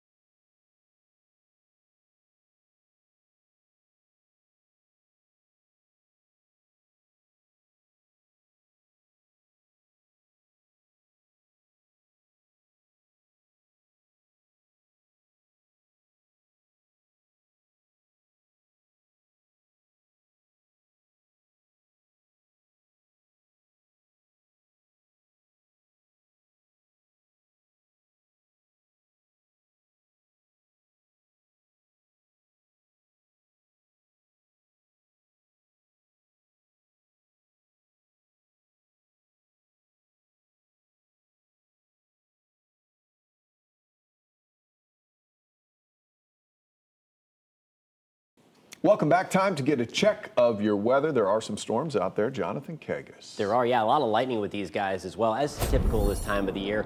Well, I'm watching these storms for you in Southern Lake County. These are going to be pushing through about Highway 50 right here in between Mascot and Mineola, Claremont tonight. Look at all the lightning here just in our little box that we have on screen for you right now. 743 lightning strikes being picked up over the last 10 minutes alone. These storms are drifting slowly back off towards the north. So eventually, as we get in toward Leesburg, Umatilla, into Mount Dora, we'll be watching that for you guys. And then I'm also still watching this cell that's hanging on, slowly trying to push off the coast in and around Daytona Beach, Ormond Beach, Daytona Beach shores, as there's still a lot of lightning in that cell. And of course, you can always track these storms alongside me tonight. If you're heading out this evening, you're going to get lightning detection on that. And you see we have a lot of lightning strikes again. So that tool always coming in handy as we move through the summer. Future radar for the rest of your evening. Here we go at 5, 6 o'clock tonight. I think Future Radar doing a pretty nice job, maybe a little oversold there on that model, but nonetheless, right on the I-4 corridor, we're likely going to see more storms fire pretty much right in that general vicinity over the next couple of hours. There's 6 o'clock tomorrow morning.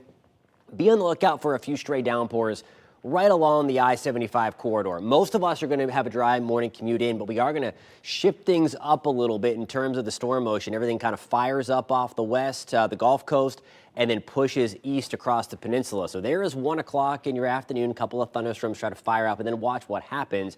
Anything that gets going gets kind of nudged over to the eastern seaboard, the east coast of Florida. Here's that downpour that we've been tracking. Cool shot here in Daytona Beach, a live look in Daytona Beach, so you can see the rain shaft here, the big downpour, as it tries to finally work its way off the coastline. Air temperatures now into the upper 70s with that rain-cooled air. The breeze out of the south and east at about 5 to 10 miles an hour tonight. We're back to 90 in Wildwood. You can clearly see where it has rained and hasn't rained. Titusville, we're still a toasty 95 degrees.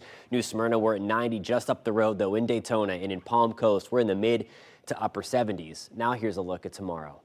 Your forecast is sponsored by Publix.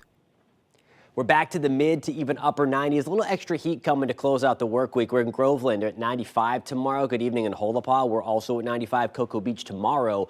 We're at 92, 40% shot for storms. I think they're going to try to focus a little bit further to the east after they develop into the west, as I showed you on future radar. Rain chances as a whole at about 40%. Latest on Tropical Storm Erin, it's working its way pretty quickly across the Atlantic. There it is. Certainly you see the brighter colors showing up now, and that's an indication, of course, that it is trying to start to strengthen now as we get the brighter colors.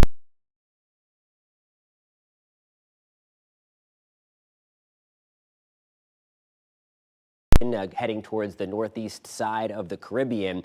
Latest modeling on this, I showed you the official forecast, and you can always look at the official forecast here. This white line for reference, pretty much in line with where the other models are, and you still see that bend as we move forward over the next couple of days. This is through early Tuesday morning, by the way. Of course, there is Bermuda, there's Florida, and that's going to continue to likely lift. Now, there's some model uncertainty. There's certainly a lot of uncertainty as to where this thing is going to end up. Still believe that it is going to bend away from Florida, but we're going to get critical data starting tomorrow. The storm is going to get close enough where hurricane hunters are going to finally be able to get up and in this thing. First flight to NOAA P3, that's that guy right there. It's got all the bells and whistles. It has the radar on it. So we're going to get a good look at the structure tomorrow. That takes off from Lakeland at 4 o'clock. Not from Lakeland. It's going to be back in the Caribbean. They're based out of Lakeland. Friday, 2 o'clock in the morning, we have the Air Force getting up there, and then another NOAA P3 Friday in the morning. So again, a lot of critical data to help forecast this thing coming our way as the men and women of the hurricane hunters now going to get involved as it's a little bit closer to land. 40% shot on Thursday for storms. Same deal on Friday and through the weekend. We're back to the middle 90s all the way to the weekend, guys. Jonathan, thank you. A mom and baby are fully recovered after having an in utero open fetal surgery to correct one of the most serious types of spina bifida. For those at home, this means the surgery was performed while the baby was still in mom, which means both are being operated on to correct issues with the baby's spine. News 6's Jana Manhalal sat down with the family and medical team at Winnie Palmer Hospital to talk about how this is treated. If you could describe finding out all of this in one word, what would it be and why?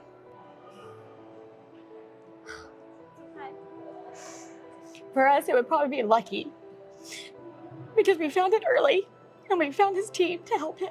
Dr. Ababa, for the person who's sitting at home right now who doesn't understand what spina bifida is, explain to me what that is. So spina bifida, in a nutshell, it's a congenital malformation affecting the spine, and unfortunately, it can impact development of the brain. And most kids with spina bifida will have an impact for the rest of their lives. Mom, walk me through the start of this journey for you. Yeah, so we went in for our normal routine, finding out if he was a boy or girl, ultrasound time, and found out that he was a boy, and also that something was wrong in his head, that the cerebellum, they couldn't find it. At around 19 to 21 weeks, the detailed anatomic survey that looks at everything on the baby head to toe will hopefully identify these types of defects, either because of the defect itself in the back or the findings within the brain. Mm-hmm. Wow, and this was found because of the brain. Mm-hmm. How serious was Phoenix's diagnosis? Obviously, this is a very serious intervention and a high-risk procedure on two human beings. You're operating two patients at the same time. There's also the additional post-surgical risks of possible ruptured membranes, preterm labor, and then the fact that you have an incision placed on the womb during the actual pregnancy. And while that's healing, you have a baby growing inside. Continued the whole time. Yeah, as Courtney did, you have a baby growing inside. When you look at Phoenix, what do you think? I'm amazed, and I also think the word that comes to mind is optimism. You know, really so much of what we do is giving these families hope and opportunity, and that's really what we want to do here in Central Florida and really around the world. They both look great. And That we are is so lucky miraculous. to live in a community with so many great state-of-the-art hospitals and medical teams. Surgery on a person inside another person, that is Pretty crazy. Amazing. Well, as students return to class, one county is introducing a new program to help gifted students with special needs. Up next, how some officials and parents in the community are calling the program a game changer. Coming up in the morning, keeping up with Central Florida's growth. Yeah, the roads the Expressway Authority is considering for the future all as more people move in. Plus, the overnight update on Aaron and when you could see storms in your neighborhood. We'll see you for News 6 Morning starting at 6. As we take a live look at downtown Orlando, looking nice there tonight. You're watching News 6 at 5. We'll be right back.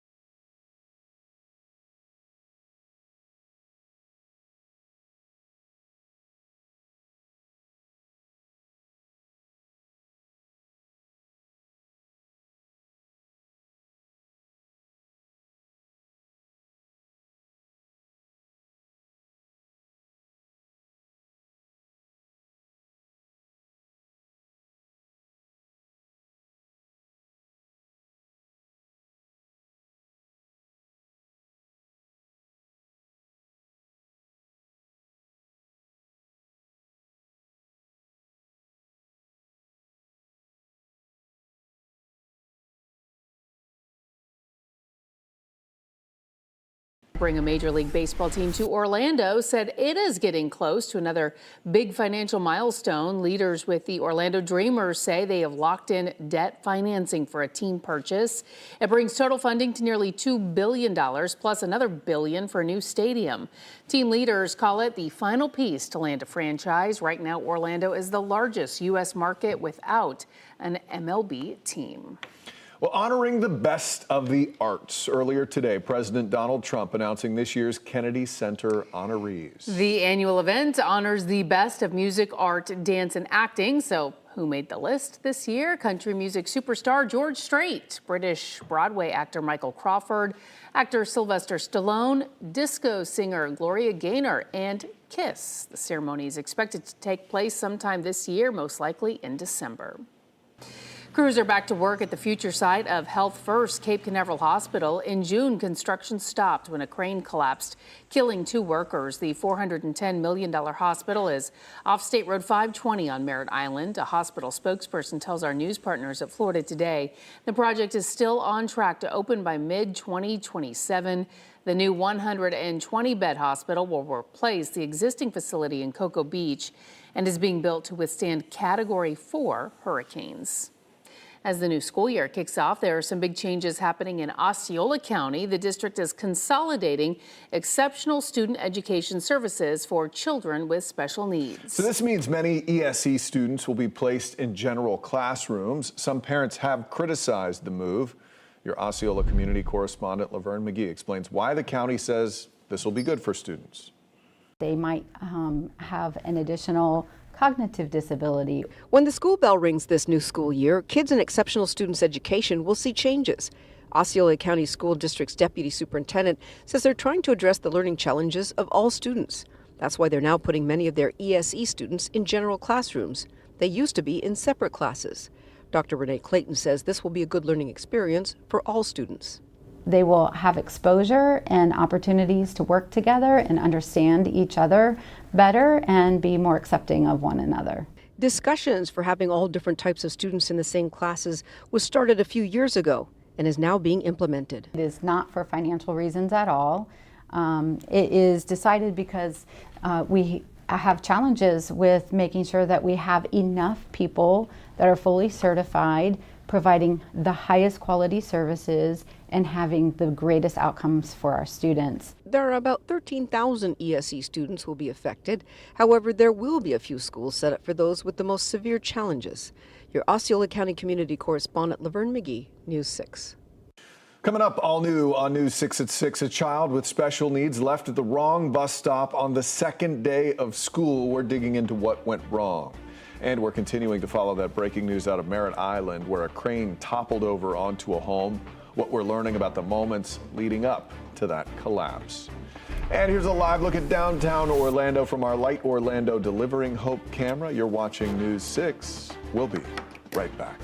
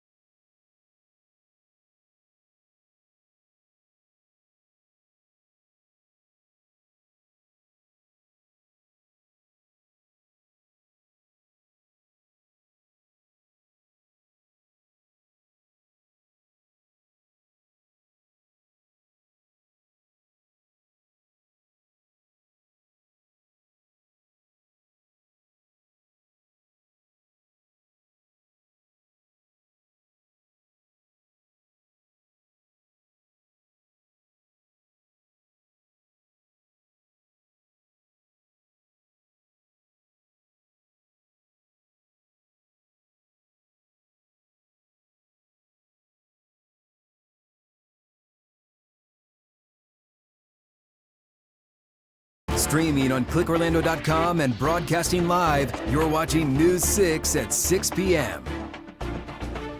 We begin with some breaking news out of Merritt Island, where a crane toppled over onto a home. Now, thankfully, no one was home at the time, so no one was hurt.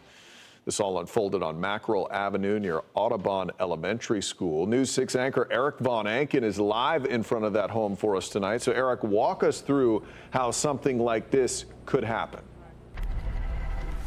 You know, Matt, we have seen this happen from time to time, usually at construction sites, but every time it's the same thing. It involves stability, counterweights to make sure the crane doesn't lean over and a solid foundation, which was not the case this time. I'm told the crane was on top of a water line underground, cracked the water line, water spewed out, and the crane just sunk into it. You see right now that red boom.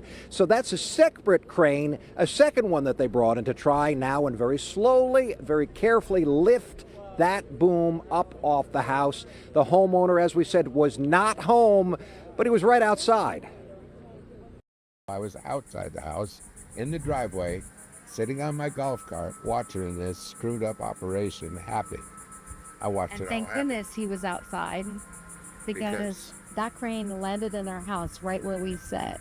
Right where you sit? Yeah. In my kitchen. It's in my kitchen. Jim Crane, yes, that's his name, ironically, watched the crane sink into the sand after it squashed the water line and then, almost in slow motion, toppled over and squashed his house of 40 years.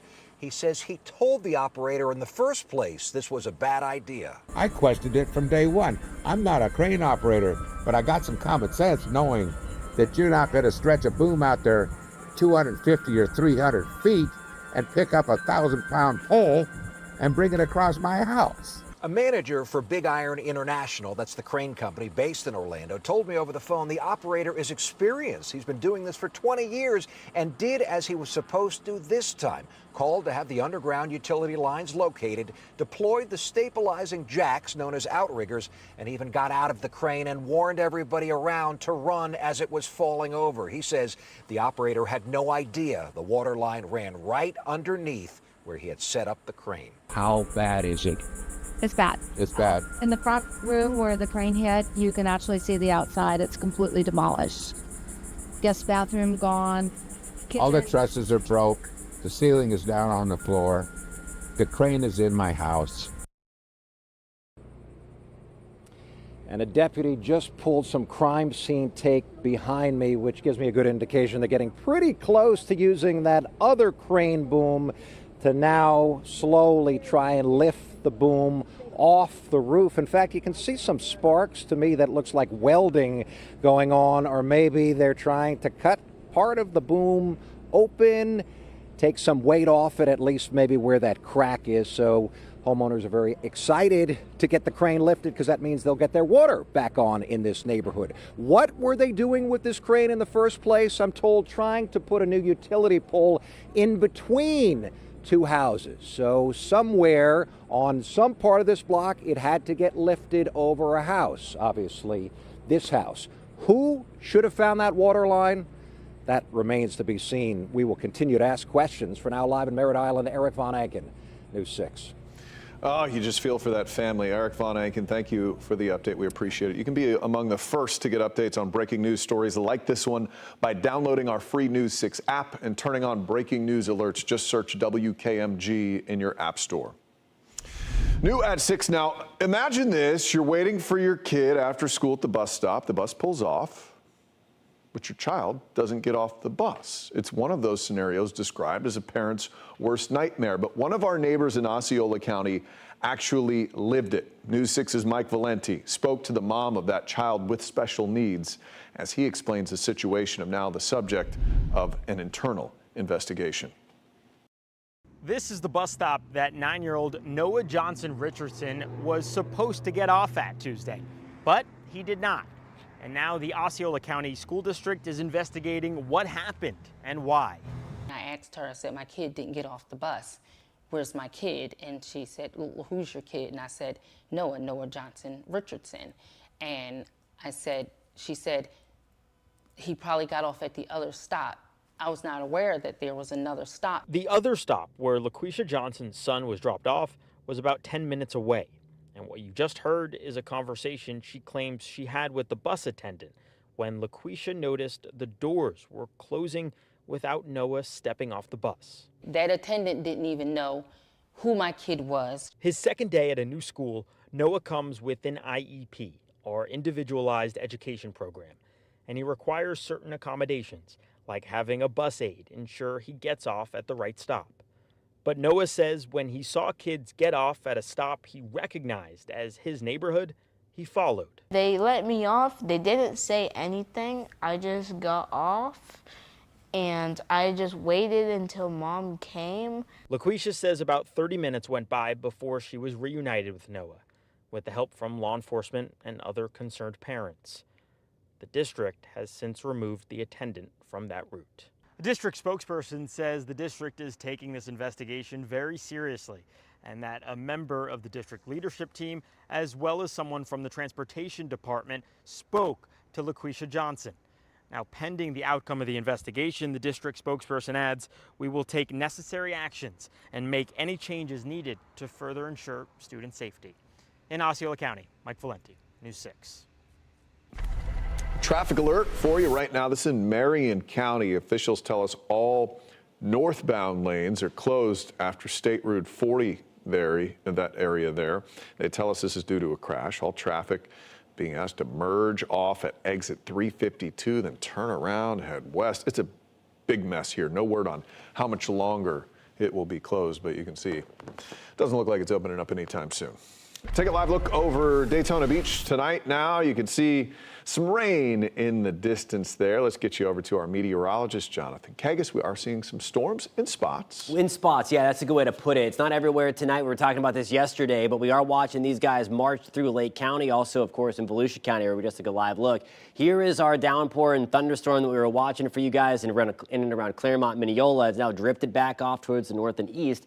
Right on our doorstep, certainly lightning around Asatula already. This is going to slide closer to DeVaries over the next few minutes as well. I'll put a timeline on that for you. As it moves into Asatula, again, the strongest part of this storm about 10 minutes away. It's going to start raining a little bit before that. Lake Gem coming up in the next 25 to 30 minutes as well. Mineola, we just got done with one storm, but now we have another storm working its way back up from the south and west out of into Claremont tonight. So we're going to be watching that for you as more of those lightning strikes again continue to work their way across central Florida tonight. A few more downpours trying to pop up just southwest of Ocoee and Winter Garden. I'll have the latest timeline on this for your evening plans, and we'll look ahead to tomorrow coming up at about 6:17, Matt.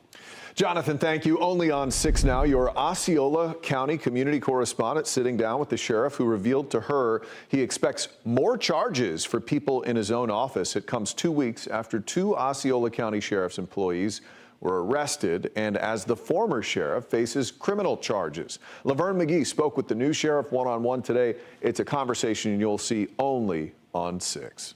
It's been very intense for the last 10 weeks to go through this place with a fine-tooth comb. 10 weeks ago was when Osceola County Sheriff Chris Blackman was appointed after former Sheriff Marcos Lopez was removed on racketeering charges. Since then, Blackman says he's been trying to clean up a mess, and that meant 2 of his employees, including a deputy, were arrested just 2 weeks ago. What is the follow-up to that?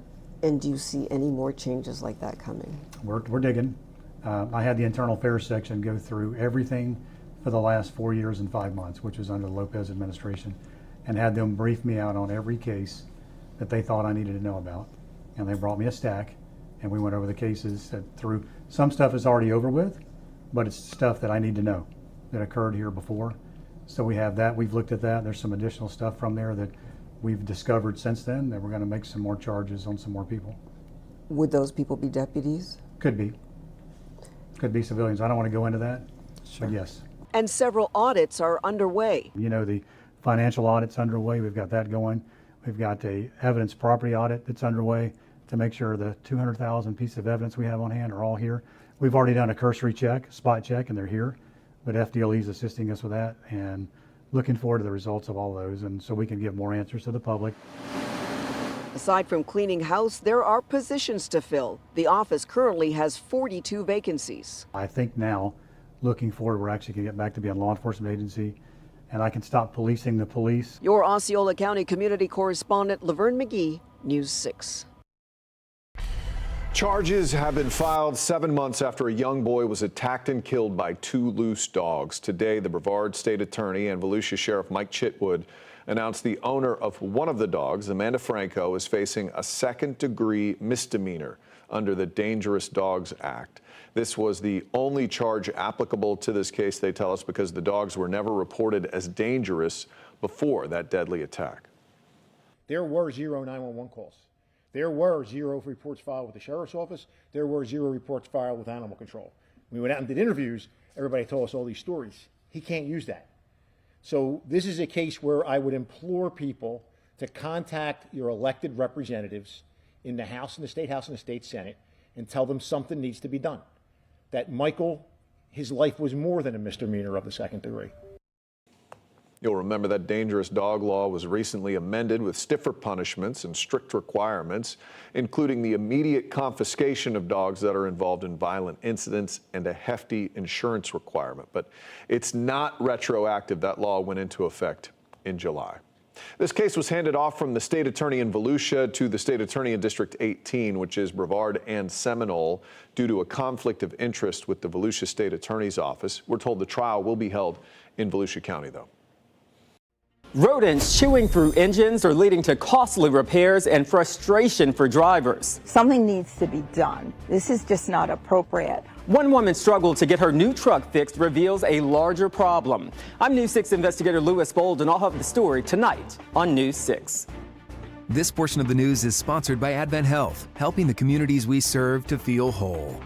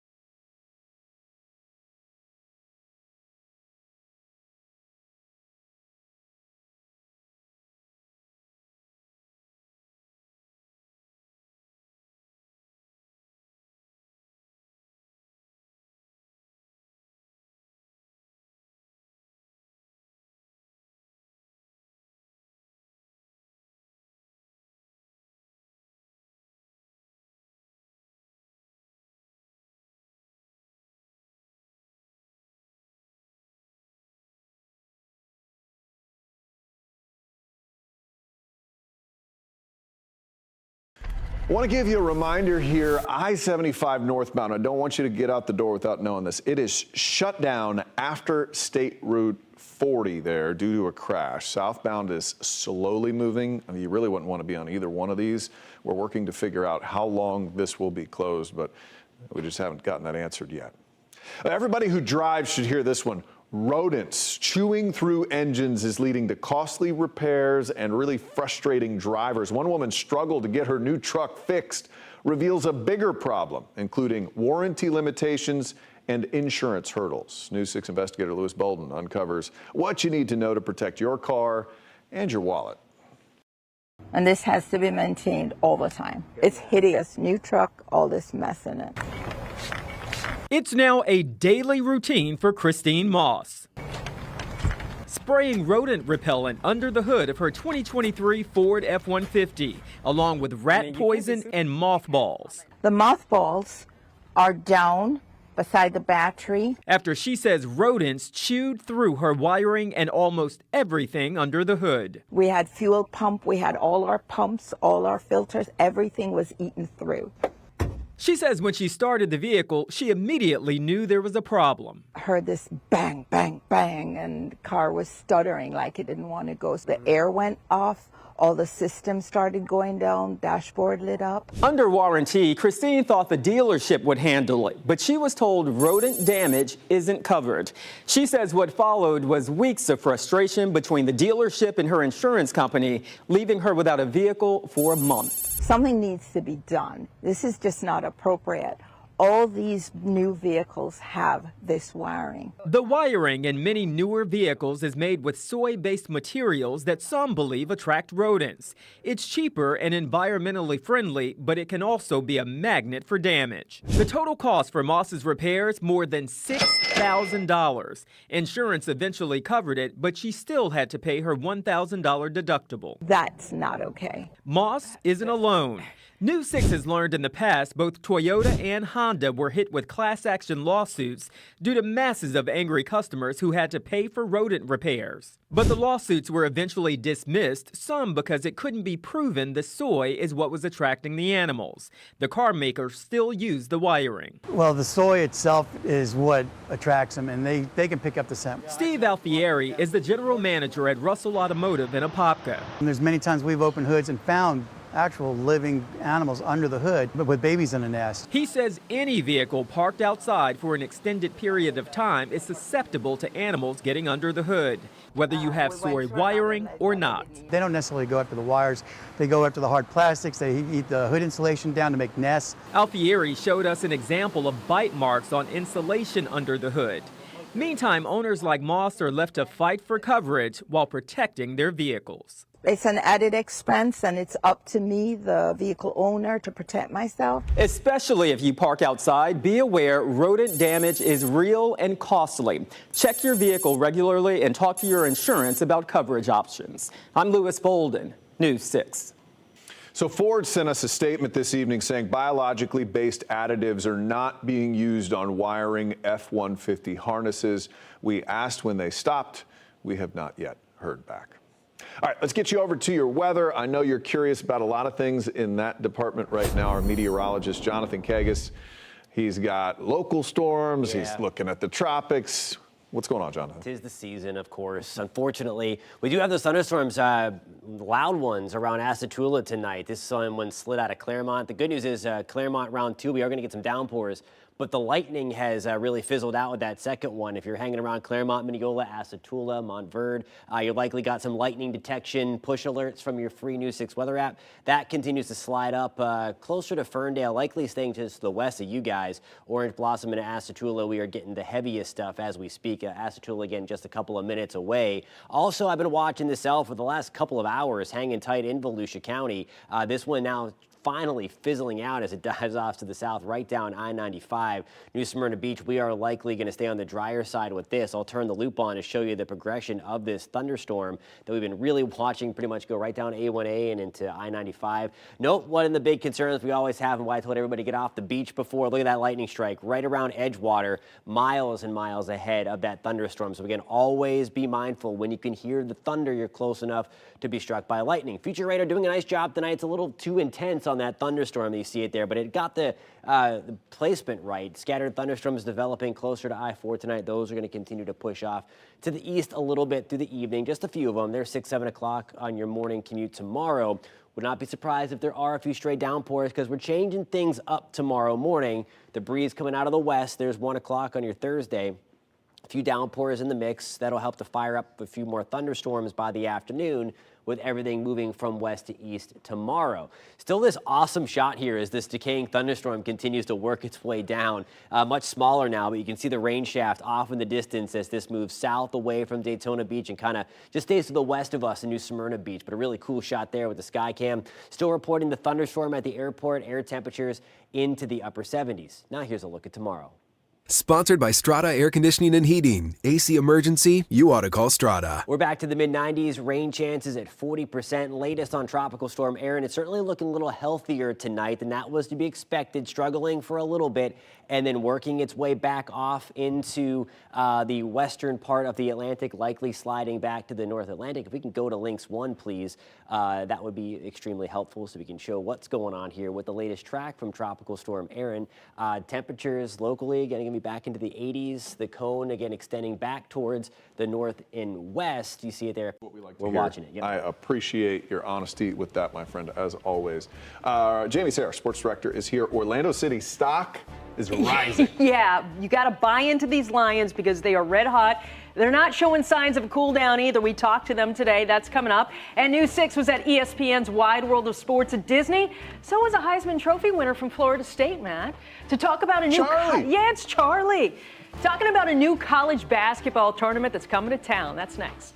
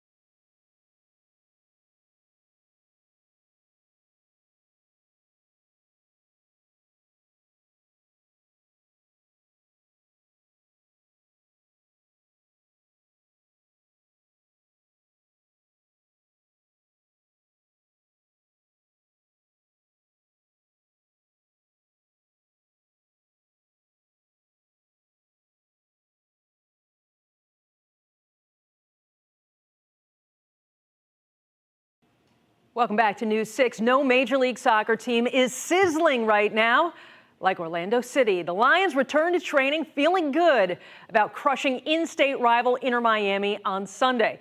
Orlando City rumbled to a 4-1 victory in front of a full and fired-up crowd at Inter Stadium the other night.